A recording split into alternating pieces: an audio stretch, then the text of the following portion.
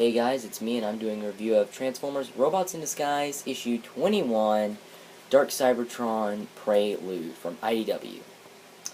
It's a fantastic issue, first of all. It's a first of a two-parter, kind of tells Soundwave's origin, and I just think it's a good job. Nice cover art, too, here, as you can see. You can see Soundwave's reflection and Shockwave's little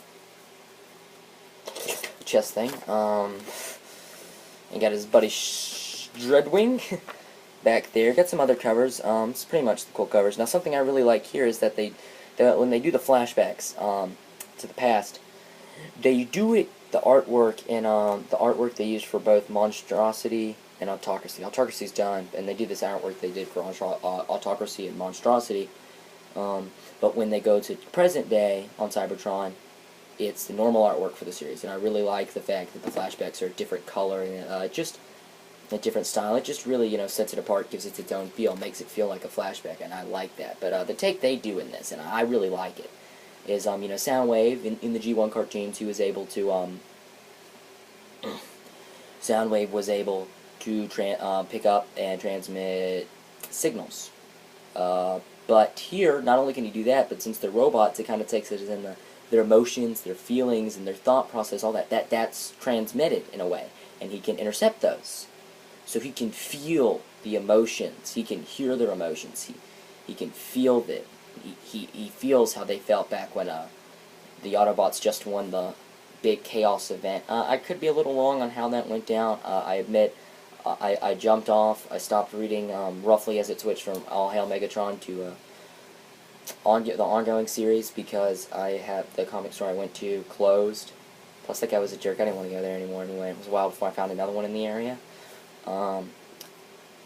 Which is why I stopped, and then I found one roughly right as Robots in Disguise and More Than Meets the Eye started. So I'm a little sketchy on what happened. I've looked it up on wikis, but I wasn't quite clear. I haven't read it, so I don't know all the specific details. But if you do know, please in the comments below tell me. Anyway, so it's right after that, and everyone's all lost, and we're at bat, which they've said before is all backstabbing, and then it cuts to and that's Shockwave. He can hear Shockwave, but he can't see him. And Shockwave's all about how Megatron lives. We can help him, but Soundwave acknowledges that Shockwave has one individual purpose and one true intention, and that's for himself, because he has no emotion, no loyalty, due to a process he went through, and therefore he doesn't trust Shockwave. Then it cuts to Crystal City, where Shockwave's hanging out right now. Like I said, nice little transition from the artwork, flashback to current day. But it transfers to Crystal City, where he's hanging out with Dreadwing, and he's explaining his evil plans. He starts talking to, he's barely explaining them, and he starts talking to GX, giving us a little taste of his plans to come.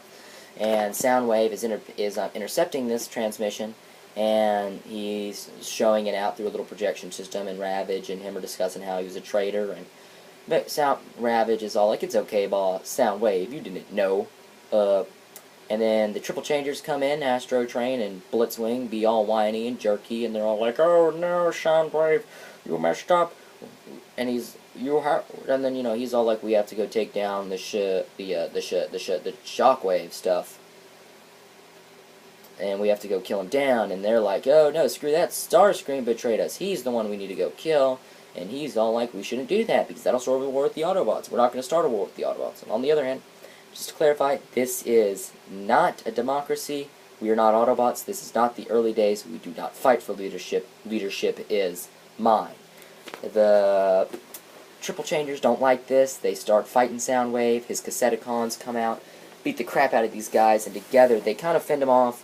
And then Needle Nose comes out and he stops it. It's really nice because, he gives the point of view of the average Decepticon, which is that, yeah, sure, the Autobots were lying to us and they were hiding things from us, but we threw away the chance to become a part of something, to go back to the way things were. We're just what they call us, a pure force of destruction for no reason, just for the sake of destruction. And that, he misses back when he had a job and friends and a life. He misses his simple life back before the war. And that if Soundwave wants to go kill Shockwave, that's fine, but he has to do it on his own because they're not going to help him. And so then it cuts back to a flashback of him thinking about Megatron, and it shows how he shows how he sees Megatron as a hero, because during the Chaos thing, against their will, all the Decepticons, don't know the details, like I said, were formed into one gigantic Decepticon monster, and Megatron, against all odds, against, well, something that no one would ever believe he could destroy, he stood up fearlessly, and he fought back against them, and he bravely, without flinching, he just shot and attacked and fought back and defended himself and stood his ground. And Soundwave says how he sees that as an act of heroism. And not only did he stand up, but he actually stopped it. He stopped the unstoppable. And then, of course, Shockwave was just standing out all alone. And then Soundwave comes up. Another thing, if someone could please clear this up for me. In the beginning of the series, and they even touch on this in this issue, in the beginning of Robots in Disguise, he couldn't talk. And I don't remember why he couldn't use his voice box. But now he can. Now, is that just because Crystal City's regeneration or 14? Or not? I'm a little sketchy on that. But he comes in, he sees that this is, you know, he sees where his base is, he comes out and he's talking to him, and he's like, I will find you, and then Dreadwing comes out, he does a surprise attack, and he starts whooping on Soundwave. Cut to a flashback of on another planet, or somewhere else, out in space, and he's talking, and him and Shockwave are talking about, you know, Shockwave has returned, they're talking about how the Decepticons are doing, Shockwave's talking about his plans, combiner technology, Soundwave's like, we need to focus our efforts on repairing Megatron, and Shockwave kind of throws it to the side as if he has other things he needs to work on. And then he kind of, you know, does a snide comment towards Soundwave on how some of us can multitask, whereas Soundwave feels that all of their effort needs to be focused on Megatron. Going back to the fight with Soundwave, it is showed that pretty quickly Soundwave just kicks Dreadwing to the ground. I mean, he blows him to shreds. There's nothing but a skeleton left. Shockwave comes out and he's like, yeah, I expected you to kick his ass. Then it goes back, and I love it here when they do this. They go back in time, do a nice little touchback to stuff that happened in other issues. I mean, you can understand it without having read the issue, but it's a nice nod for those of us who have. Goes back to during Maximum Dinobots. Can't remember which issue it was, but during Maximum Dinobots, it shows, you know, when he went to Soundwave to try and get Soundwave to intercept the codes for him to get rid of the head explosion thing, and he's like, I want information on the Ore 13 and all that stuff. And he says that I will not tell you, and regenerates. He says that, not now. He says, no, he won't tell him. And he's like, well, if you won't tell me, I won't help you. And then Shockwave says, if you don't do that, then I'll die and the information will be gone. Then, of course, Dreadwing revives, he's healed from War 14. And then we get an amazing shot of Soundwave and Shockwave talking about how Soundwave is like, he saved us, he gave us purpose, and Shockwave is like, but he didn't follow through, he didn't do what we needed to, if anything, he betrayed us. And that shows a nice shot of Shockwave's head reflected in Soundwave's one visor, perfectly dead center, and I love it. Then it cuts to a back thing of, you know, Soundwave talking to Megatron. And it's about how, you know, Soundwave doesn't trust Shockwave. Megatron is like, of course you don't. It's very reasonable, but I need you to keep your eye on it, because I trust you. And Soundwave says that, you know, of course, you know, he could sense the emotion. He could tell that Megatron mistrusted him, but he followed him anyway. He understood Megatron's life, everything he had gone through, and he says that it is not trust that drives me. As Shockwave says, it is hope, but he does not understand the power this grants me. If Shockwave stands in the way of Megatron's dream, it is the spark of hope that will defeat him.